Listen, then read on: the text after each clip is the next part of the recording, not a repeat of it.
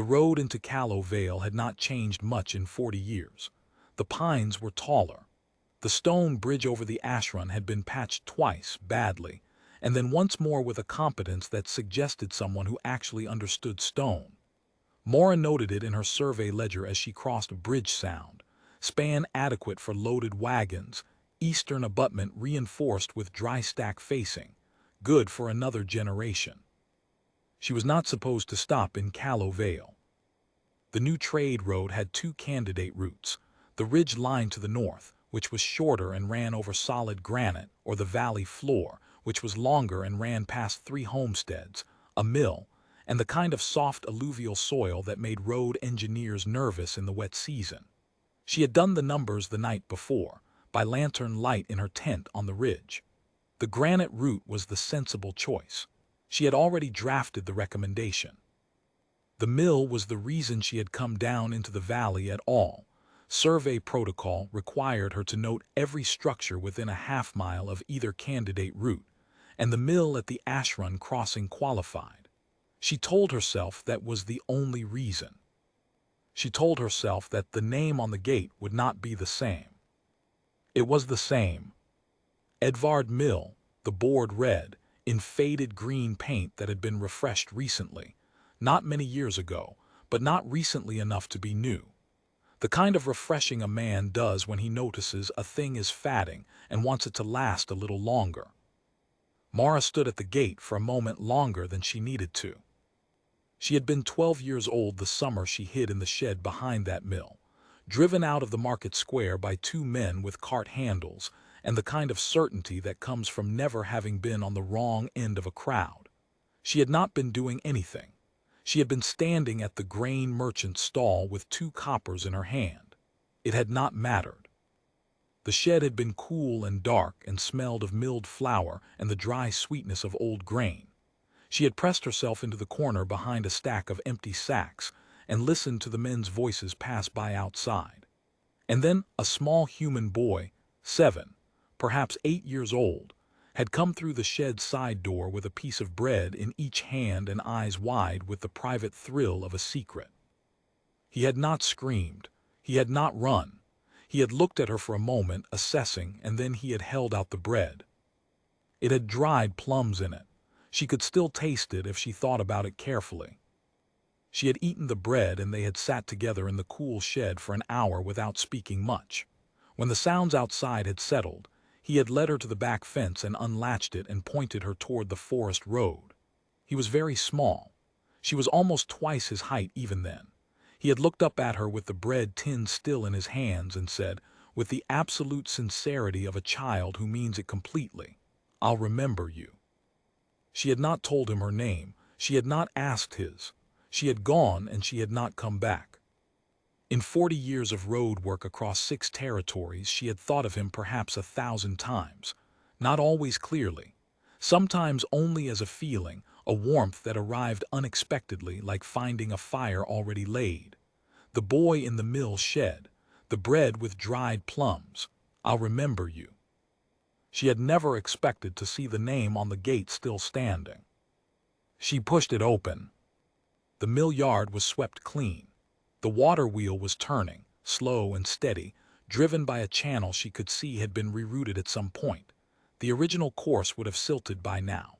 Someone had rerouted it thoughtfully, following the natural fall of the land rather than fighting it. The gear housing above the wheel had been rebuilt in recent years.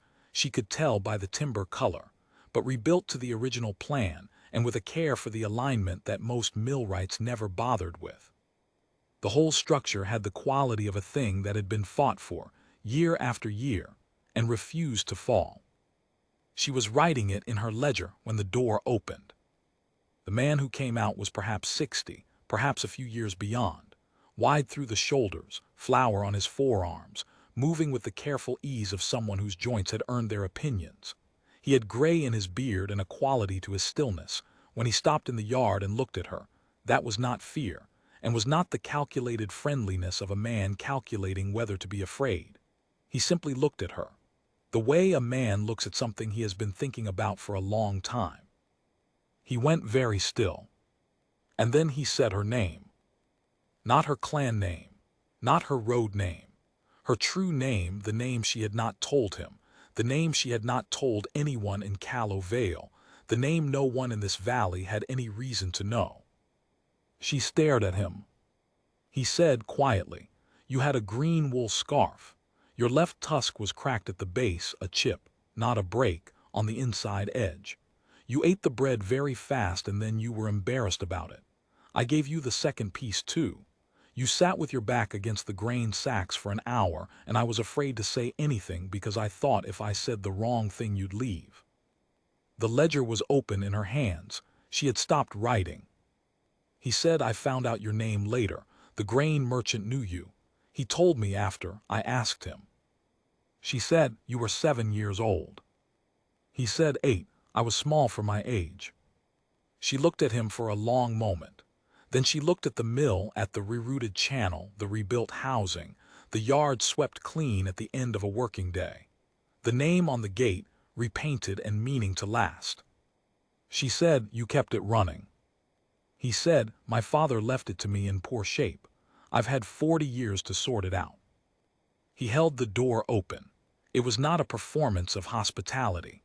It was simply a door held open, the way you hold a door for someone you have been expecting, even if you did not know when they would arrive. She went in. The inside of the mill was the best argument she had seen in 40 years of road building for why some structures are worth routing around. The main stone floor was swept to the corners. The drive shaft was true. She could see it from the door. The alignment faultless, the kind of precision that prevents the slow, grinding destruction she had seen ruin mills twice this size. The grain chute was original timber, reinforced with iron bandwork that he had clearly done himself. On the workbench along the east wall, a set of tools laid out in the order of use, worn to the shape of his hands, each one clean. He poured 2 cups of something from a pot on the stove, a grain tea, faintly sweet, and set one in front of her without asking. She sat down. She told him she was surveying for the new trade road. She told him about the 2 candidate routes. She did not tell him which one she had already recommended. She watched him while she talked, and he listened the way people who are genuinely interested listen, not waiting for a gap to speak, but actually following, nodding when she described the ridgeline gradient, asking one precise question about the bridge abutment that told her he understood load distribution without having been taught it formally. He had taught himself everything. She could see it in the way the mill was built, not by the book, because there had been no book, by 40 years of paying attention. She said, "The valley soil worries me, alluvial wet seasons." He said, "The lower road floods once in a decade, maybe once in 8 years. The upper cut," he pointed through the wall toward the northern slope, "runs on a shelf of compressed gravel over clay. 2 feet down you hit solid. I found it when I was rerouting the channel." She looked at him. He said, "I'm not trying to make the case for the valley road. It's your survey." She said, "I know." She stayed for supper. He made it without fuss, grain and dried beans and a root vegetable she didn't know the name of, roasted until it was sweet. They ate at the table by the window that looked out over the water wheel. She had eaten at a great many tables in 40 years of road work. Council tables, where men decided the shape of territories over salted meat and silver cups. Field tables, where surveyors ate standing up and talked about gradients until the food went cold. She had eaten alone at more tables than she could count, inns that served her in the yard, taverns that didn't serve her at all, campsites where she built her own fire and warmed her own food, and took a kind of austere comfort in the fact that she needed nothing from anyone. This table was different. It was simply a table in a warm room with 2 cups of grain tea and a man who did not look at her the way people looked at her when they were deciding what to think. He had already decided, 40 years ago, in a shed with a piece of bread. The wheel turned in the last of the evening light, slow and patient, the way it had probably turned every evening for 40 years, and she thought, "This is a man who has spent his life keeping something alive that wanted to fall, and it has not fallen." After supper, she asked to look at the channel reroute. He took her out with a lantern, and she walked the line from the diversion point to the wheel housing, measuring the fall with her eye, checking the bank reinforcement, nodding where he had used cut stone and where he had used rammed earth and why. He answered every question without defensiveness and without pride, simply with the accurate knowledge of someone who had done the work and knew what he had done. She wrote in her ledger for a long time that night, at the table while he banked the stove. He did not ask what she was writing. In the morning she was ready before dawn. She had her pack and her coat and her ledger closed under her arm. He was already up. She could smell the grain tea from the yard, and the mill was already running, the wheel turning in the gray light off the water. She knocked at the open door. He came out with a cloth-wrapped parcel. "Bread," he said, "for the road north." And then he smiled slightly and said, "There are dried plums in it." She stood in his doorway for a moment longer than she needed to. She said, "The road will come through the valley." He went still the way he had gone still in the yard the day before. She said, "The gravel shelf. 2 feet down, you said. I checked it this morning before you were up. You're right. It's solid. The valley floor is workable if the road bed is set deep enough and your reroute proves the drainage problem is solvable. I'll recommend the valley route." She paused. Then she said, "It will bring trade through here. The mill will have work." He said quietly, "It'll bring trade through the whole valley." She said, "Yes." She put her ledger on the table just inside the door, open to the survey page. At the bottom of the recommendation, in the space for surveyor notes, she had written one sentence. She did not read it to him. She simply left it there and picked up her pack and went out into the morning. He read it an hour later, after the sound of her footsteps on the road had long since gone. "For the boy who kept his word," it said, and below that in smaller script, "My name is Mora. I have known it since I was 12. I thought you should have it on record." Below the name a date, the summer 40 years ago. He sat at the table for a while. The mill turned outside.